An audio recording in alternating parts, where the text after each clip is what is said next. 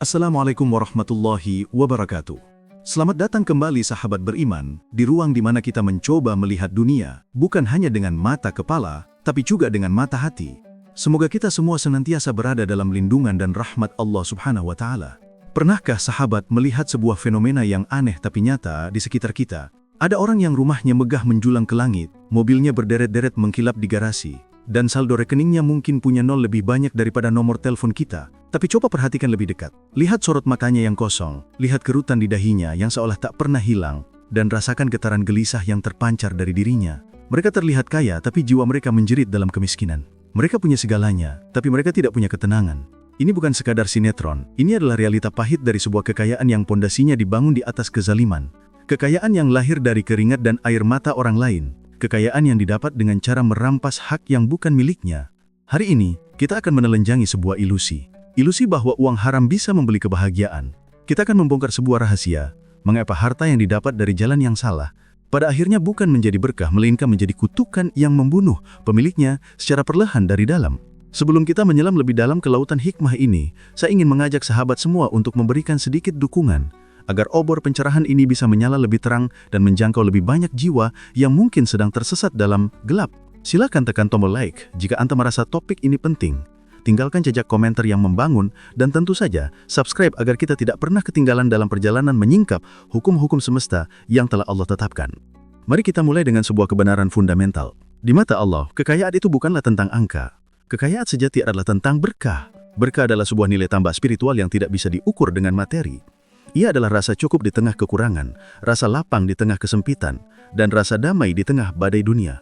Uang Rp100.000 yang didapat dari kerja halal, yang digunakan untuk membeli beras dan dimakan bersama keluarga, dengan penuh tawa dan syukur, itu jauh lebih berkah dan jauh lebih kaya daripada uang Rp1 miliar hasil korupsi yang dimakan di meja makan mewah, namun diiringi dengan pertengkaran, kecurigaan, dan hati yang was-was.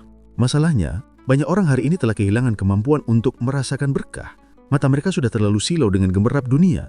Mereka berpikir, yang penting kaya dulu, urusan dosa bisa ditebus nanti. Ini adalah jebakan iblis yang paling mematikan. Mereka tidak sadar bahwa setiap rupiah haram yang masuk ke dalam hidup mereka, ia tidak datang sendirian.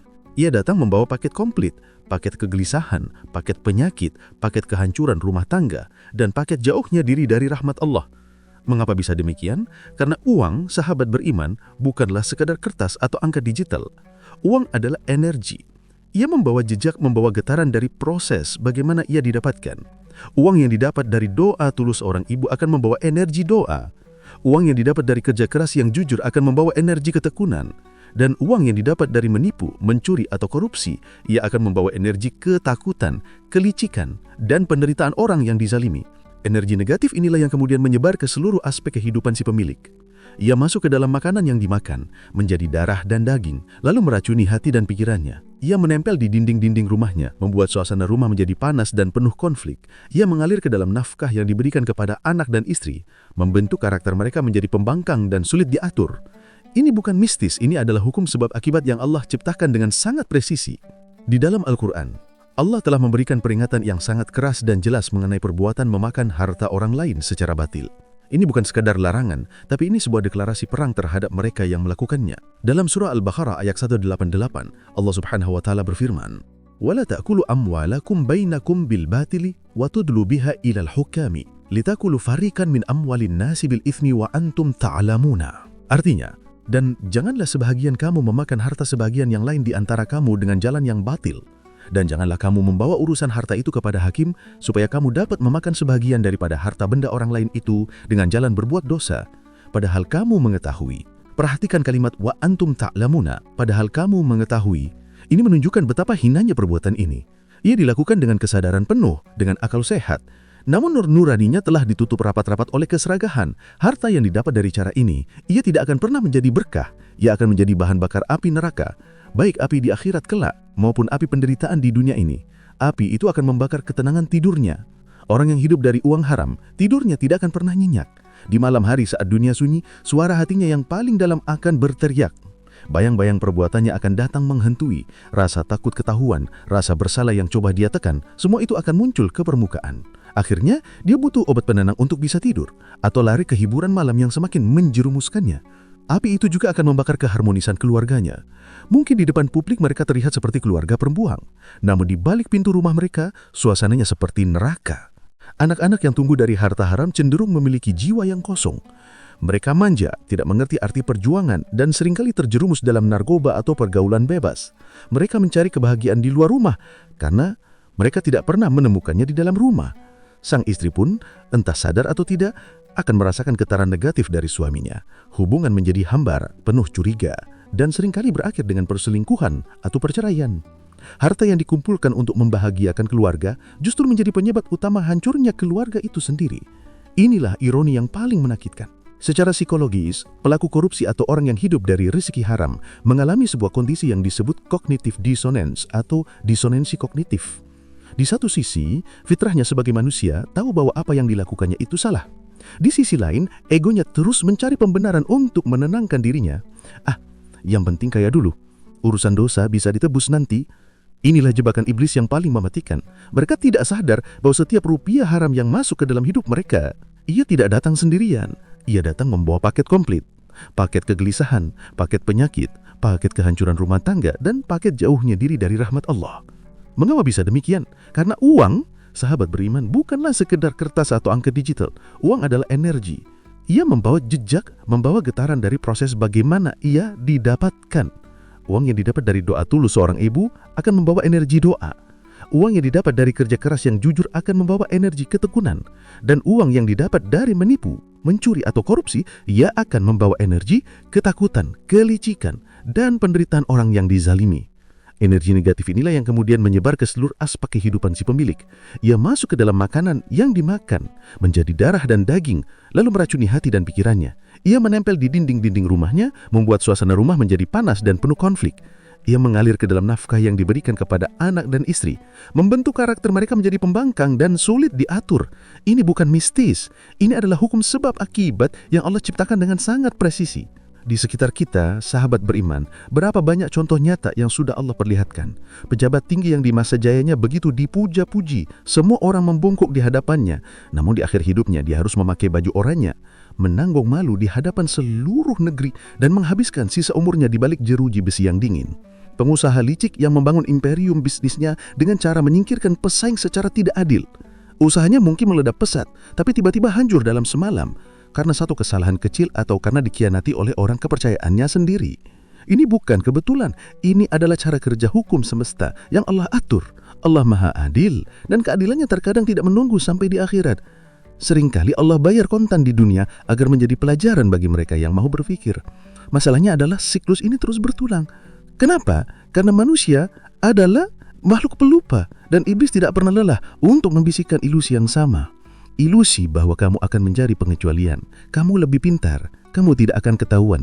Bisikan inilah yang menjerumuskan banyak orang cerdas ke dalam jurang kehinaan. Mereka lupa, sepandai-pandainya tupai melompat pasti akan jatuh juga. Sepandai-pandainya manusia menyembunyikan bangkai baunya pasti akan tercium juga. Dan sekuat apapun manusia membangun benteng untuk melindungi dirinya, ia tidak akan pernah bisa lari dari pengawasan Allah yang Maha Melihat. Jadi, sebelum kita tergiur dengan jalan pintas menuju kekayaan, tanyakan pada diri kita sendiri, harga apa yang harus kita bayar untuk itu? Siapkah kita menukar tidur nyenyak kita dengan tumpukan uang yang setiap lembarnya diiringi jeritan orang yang terzalimi? Siapkah kita menukar senyum tulus anak-anak kita dengan rumah mewah yang terasa seperti kuburan? Dan siapkah kita menukar kedekatan kita dengan Allah dengan kenikmatan sesaat yang pada akhirnya akan menjerumuskan kita dalam penyesalan abadi? Jawaban atas pertanyaan-pertanyaan ini akan menentukan kualitas hidup kita, baik di dunia maupun di akhirat kelak. Mungkin sekarang ada pertanyaan yang berbisik di benak sahabat beriman. Tapi saya lihat, banyak orang yang berbuat curang, yang korupsi, hidupnya aman-aman saja. Bahkan terlihat semakin sukses, semakin berkuasa, dan seolah tidak tersentuh oleh hukum apapun. Ini adalah sebuah pertanyaan yang wajar, dan jawabannya terletak pada sebuah konsep ilahi yang seringkali disalahpahami, yaitu istidraj. Istidraj adalah sebuah jebakan, sebuah umpan kenikmatan yang Allah berikan kepada seorang hamba yang terus-menerus berbuat maksiat, namun ia justru semakin dilimpahi kenikmatan duniawi. Ia merasa semua itu adalah karena kepintarannya, karena kehebatannya. Ia lupa untuk bersyukur dan semakin sombong di hadapan Tuhannya. Ia tidak sadar bahwa setiap kenikmatan yang datang itu bukanlah tanda cinta dari Allah, melainkan tanda murka. Itu adalah cara Allah membiarkannya semakin tenggelam, semakin jauh ke dalam kesesatan, sehingga ketika azab itu datang, ia datang dalam kondisi di mana sang hamba sudah tidak punya lagi alasan atau kesempatan untuk kembali. Ini adalah anestesi spiritual. Allah biarkan ia tidak merasakan sakitnya dosa, agar saat operasi pencabutan nyawa atau kehancuran dunianya tiba, rasa sakitnya akan berkali-kali lipat lebih dahsyat. Na'udzubillahi min dzalik. Allah Subhanahu wa Ta'ala berfirman tentang mekanisme ini dalam surah Al-A'raf ayat 182. Walladzina kadzdzabu biayatina sanastadrijuhum min haitsu la ya'lamun. Artinya, dan orang-orang yang mendustakan ayat-ayat kami, nanti kami akan menarik mereka dengan berangsur-angsur ke arah kebinasaan dengan cara yang tidak mereka ketahui. Min haitsu la ya'lamun, dari arah yang tidak mereka ketahui. Inilah yang membuatnya begitu mengerikan. Azab itu tidak datang dalam bentuk petir yang menyambar. Ia datang dalam bentuk anak yang tiba-tiba membenci orang tuanya. Ia datang dalam bentuk penyakit aneh yang tidak bisa didiagnosis oleh dokter manapun. Ia datang dalam bentuk hilangnya rasa percaya di antara pasangan. Ia datang dalam bentuk kebangkrutan mendadak yang memusnahkan semua yang telah dibangun bertahun-tahun. Istidraj adalah jalan ton mulus yang ujungnya adalah jurang yang sangat dalam. Orang yang berada di dalamnya merasa sedang melaju kencang menuju kesuksesan, padahal ia sedang melaju kencang menuju kebinasaannya sendiri. Dan yang lebih parah lagi, dampak dari harta haram ini tidak berhenti pada si pelaku saja. Ia menjadi warisan, bukan warisan harta, tetapi warisan kutukan yang mengalir ke generasi berikutnya. Ini adalah hukum rantai kehidupan. Anak-anak yang dibesarkan dari sumber yang tidak bersih, jiwanya akan sulit untuk menemukan cahaya. Mereka mungkin punya semua fasilitas dunia, tapi mereka tidak punya fondasi karakter yang kuat. Mereka tumbuh menjadi pribadi yang rapuh, arogan, dan tidak menghargai proses. Lihatlah betapa sering kita mendengar kisah sebuah keluarga yang kaya raya di generasi pertama, namun di generasi kedua atau ketiga, kekayaannya ludes tak bersisa dan anak cucunya hidup dalam kesulitan. Orang-orang mungkin berkata itu karena mereka tidak pandai mengelola bisnis. Tapi jika kita gali lebih dalam, seringkali kita akan menemukan bahwa sumber kekayaan di generasi pertama itu dibangun di atas fondasi yang keropos, di atas kedoliman dan air mata orang lain. Harta haram itu seperti pohon beracun.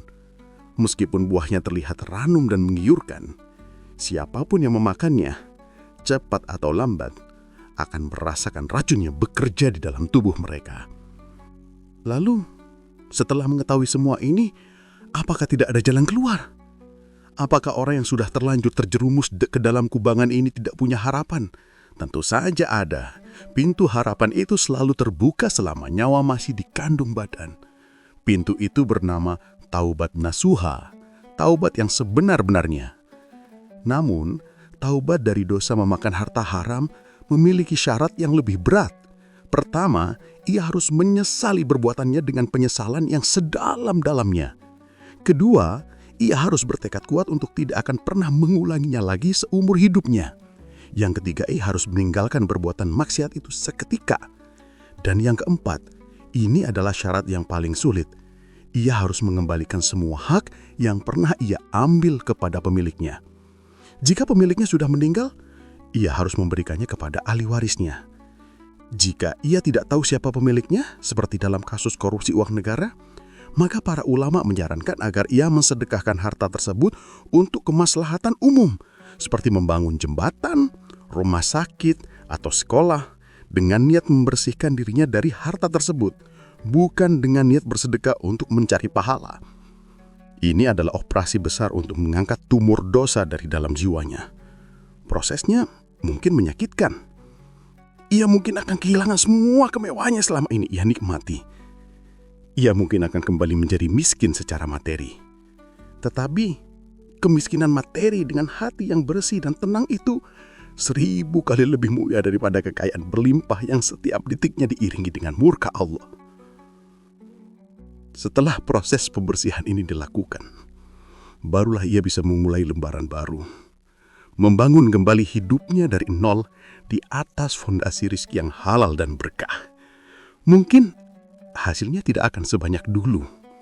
Mungkin ia hanya bisa makan dengan lauk sederhana, tapi percayalah, nasi putih dengan garam yang didapat dari jalan yang halal rasanya akan jauh lebih nikmat daripada daging panggang termahal yang dibeli dengan uang hasil kezaliman. Karena di dalam makanan yang halal itu ada cahaya, ada nur yang akan menerangi hati dan menenangkan jiwa. Bagi kita yang alhamdulillah masih dijaga oleh Allah dari perbuatan-perbuatan semacam ini, maka tugas kita adalah membangun benteng pertahanan yang kokoh. Pertama, tanamkan dalam diri kita sifat qanaah, yaitu merasa cukup dengan apa yang Allah berikan. Qanaah bukan berarti pasrah dan malas berusaha. Berusaha maksimal tetaplah sebuah kewajiban, tapi qanaah itu adalah bagaimana kita menyikapi hasilnya. Jika hasilnya banyak, ya bersyukur. Jika hasilnya sedikit, ia bersabar dan tetap bersyukur. Orang yang punya sifat qanaah tidak akan mudah silau dengan pencapaian orang lain. Hatinya kaya sehingga ia tidak butuh pengakuan dari dunia. Yang kedua, kelilingi diri kita dengan lingkungan yang baik, dengan sahabat-sahabat yang soleh. Lingkungan memiliki pengaruh yang luar biasa. Jika kita setiap hari bergaul dengan orang-orang yang menganggap kecurangan itu hal yang wajar, lama-lamaan hati kita pun bisa ikut racuni. Tapi jika kita bergaul dengan orang-orang yang selalu mengingatkan kita kepada Allah, yang semangatnya adalah mencari keberkahan, bukan sekedar tumpukan harta, maka iman kita akan ikut terjaga dan menguat. Dan ini yang paling penting, jangan pernah putus berdoa. Mintalah kepada Allah agar senantiasa diberikan rizki yang halal, yang baik, dan yang berkah.